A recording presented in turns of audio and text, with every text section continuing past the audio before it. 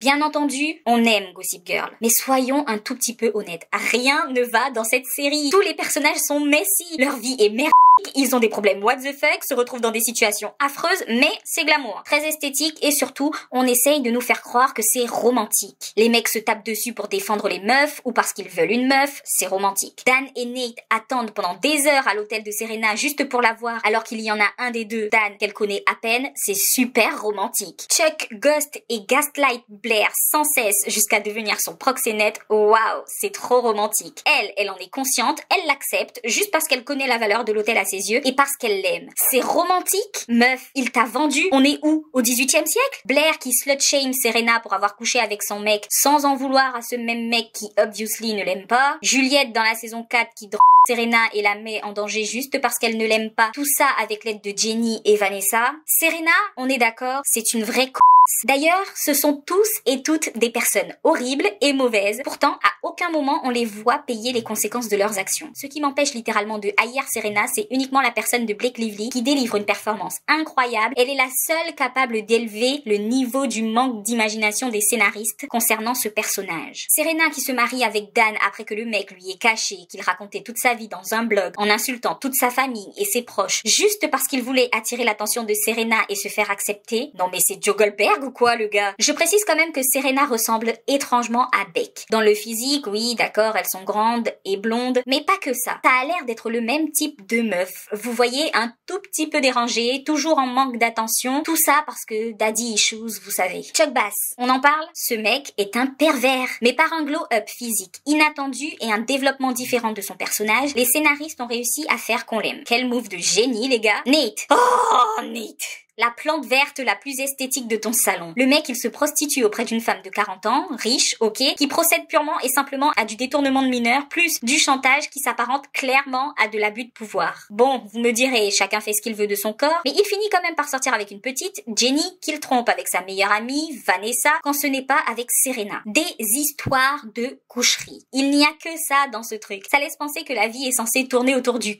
On se croirait dans les feux de l'amour. Et pour Jenny, elle est folle. Point. Sans parler de Jack et Georgina avec qui ils sont encore en contact. Genre, le gars il a essayé de violer Lily et Georgina, bah c'est Georgina. Eh oh. Le pire, la mère de Serena qui termine avec son ex-mari, qui après l'avoir abandonnée elle et ses enfants, l'a manipulée, lui a prescrit des médicaments dont elle n'avait pas besoin. Tout ça pour soigner un cancer qu'elle n'avait pas. Mais tout va bien.